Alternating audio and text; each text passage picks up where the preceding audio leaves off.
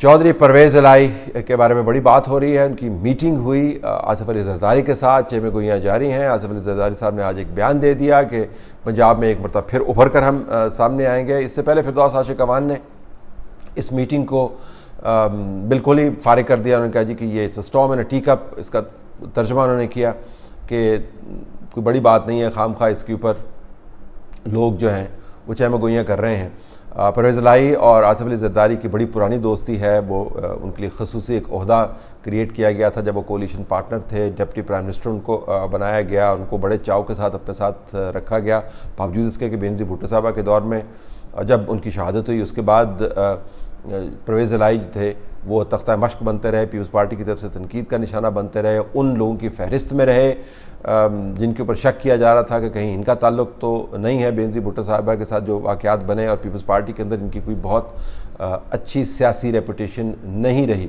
लेकिन ज़ाहिर आसिफ अली जरदारी साहब डील के माहिर हैं, उन्होंने डील करके इनके साथ हाथ मिलाया और तब से लेकर अब तक ये दोस्ती जारी है। अब क्या वाक़तन पीपल्स पार्टी PMLQ के साथ मिलकर पंजाब में कोई भौचाल लाने वाली है? एक तो ये कि भौचाल की बातें में बंद कर देनी चाहिए, क्योंकि जिस किस्म के हालात बने हुए हैं उसके अंदर जब तक ख़ारजा अमूर, दिफाई अमूर, अंदरूनी सिक्योरिटी के अमूर किसी सही रुख इख्तियार नहीं कर सकते तो भौचाल का एहतमाल तो नहीं है। आपको याद होगा कि बहुत अरसा नहीं गुजरा, चंद माह बल्कि चंद हफ्ते ही गुजरे हैं कि जहांगीर तरीन ग्रुप कितना एक्टिव था।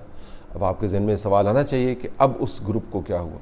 बहुत अरसा पहले तक नहीं, चंद माह और हफ्तों की बात है, नून लीग की उठान क्या थी और मरीम नवाज़ के क्या बयानात थे। अब देख लीजिए नून लीग कहाँ पर खड़ी है। गिलगित बल्तिस्तान के इंतखाबात के बाद एक वक्त आया कि जब पीपल्स पार्टी भी बहुत शोर गौगा कर रही थी और बिलावल भुट्टो जरदारी जो है वो बहुत ज़ोर ज़ोर से तनकीद कर रहे थे। अब देखिए पीपल्स पार्टी कहाँ पर खड़ी है। मौलाना फजल रहमान जो कुछ अरसा पहले नहीं, चंद महीनों पहले की बात है, वहाँ पर एक ऐसा माहौल बनाए हुए थे अपने इर्द गिर्द और अपनी प्रेस कॉन्फ्रेंस के अंदर के लगता था कि हुकूमत अब गई कि तब गई। लेकिन अब मौलाना फजल रहमान कहाँ पर मौजूद है, तो तमाम वो जो उबाल था उसको डिफ्यूज़ कर दिया गया है और इस वक्त तमाम लोग एक ही परचम के साए तले खड़े हैं और परचम उनको बता रहा है जी कि आपने फ़िलहाल भौचाल नहीं लेके आना। लेकिन ज़ाहिर है सियासतदान है, एहतमाम तो आपने करना ही है। अब एक तो बात बड़ी वाज़ेह है कि परवेज़ इलाही साहब तंग आए हुए हैं मौजूदा अरेंजमेंट के साथ। परचम के नीचे तो वो खड़े हैं, लेकिन उस परचम के साए तले उनको इत्मीनान नहीं हो रहा। उनका ख्याल है कि उनकी जगह ऐसे बहुत बड़ी है। दूसरी बात, बुज़दार साहब को जितना भी उनको इंगेज कर लें, आखिर में तो तमाम तर डोर जो है वो बनी गला से हिलाई जाती है, तो वो डोर परवेज़ इलाही साहब के हक़ में हर वक्त नहीं हिलती, तो इस वजह से भी उनकी परेशानी है। और तीसरी बात यह कि उनका ख्याल है कि अब वक्त आ गया है कि वो एक आखिरी मार्का जीतें और अपने बेटे को चीफ मिनिस्टर के ओहदे के लिए वो पुश करें और ख़ुद अगर प्राइम मिनिस्टर बन जाएं तो उसमें कोई हर्ज नहीं है। तो उनके पास एक बहुत बड़ी ख्वाहिश जो है जो नातमाम है अभी तक, इस वजह से उनका पॉलिटिकल एजेंडा जो है मौजूदा कोलिशन हुकूमत के साथ कोई टैली नहीं करता। पीपल्स पार्टी के लिए एक बड़ा अहम मौका है। पिछले जो ज़मीनी इंतखाबात हुए पंजाब के अंदर, उसके अंदर पीपल्स पार्टी की बड़ी शदीद किस्म की ठुकाई हुई। KP के अंदर भी जो इंतखाबात हुए उसके अंदर भी उनकी ठुकाई हुई।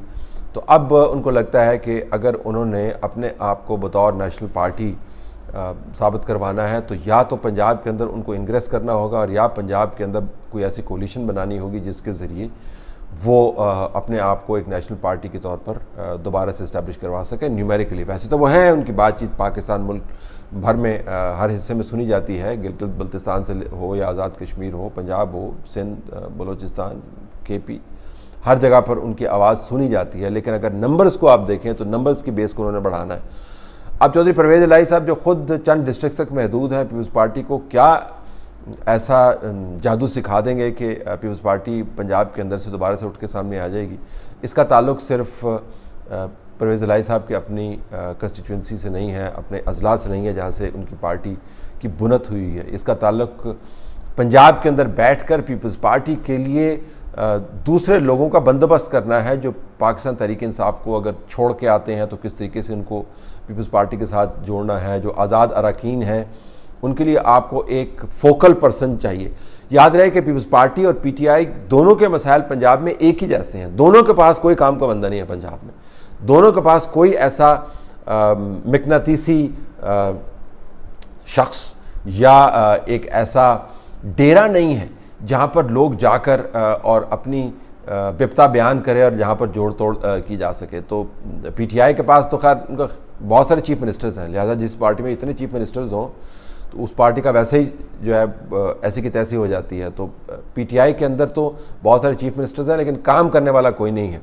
और आपने देखा कि जब से ज़िमनी इंतखाबात में पीटीआई की सियासी तौर पर ऐसी की तैसी हुई है, वो तमाम लोग जो मुंह चढ़कर बोलते थे और बड़बड़ करते थे अब वो बैकग्राउंड में चले गए। तो पीटीआई अगर जब पंजाब के ज़रिए ताकत के अंदर आई हुई है, उसके पास कोई बहुत ज़्यादा कारामद शख्सियात मौजूद नहीं है।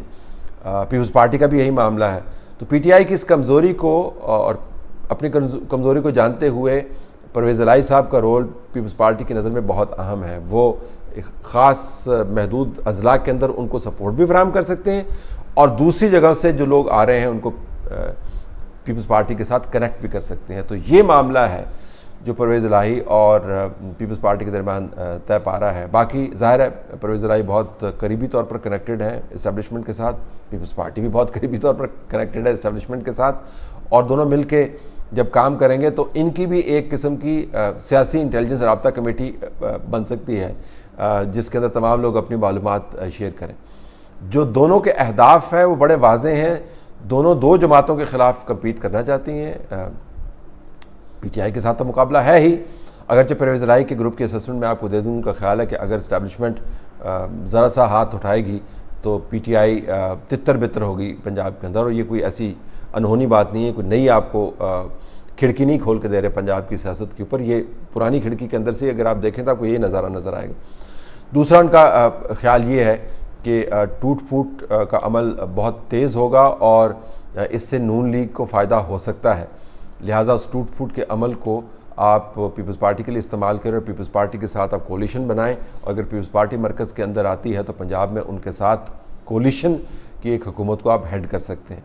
तो ये ताने बाने जो है बनाए जा रहे हैं, तो नून लीग का भी उन्होंने रास्ता रोकना है, उनको भी उन्होंने काउंटर करना है, पीटीआई को भी उन्होंने काउंटर करना है। तो दोनों का जो सियासी तौर पर हदफ है वो बिल्कुल वाज़ेह है। इस वजह से इस मीटिंग की अहमियत है। लेकिन फ़िलहाल अगर आप कहेंगे इस मीटिंग के अंदर से कोई बड़ा जिन निकल आएगा और जिन कहेगा कि जी आका मैंने बुज़दार को हटा दिया, तो ऐसा नहीं होगा। जो जिन हैं वो फ़िलहाल बुज़दार साहब को नहीं हटाना चाहते क्योंकि हालात पाकिस्तान के ऐसे नहीं हैं। लेकिन जो जो इंतखाबात की डेट करीब आती जाएगी तो आपको इस किस्म की मुलाकातों की अहमियत आप पर ज़्यादा वाज़ेह होती जाएगी और आपको पता चलेगा कि ये मुलाकातों का आगाज़ जब हुआ उस वक्त से ये प्लानिंग जारी है।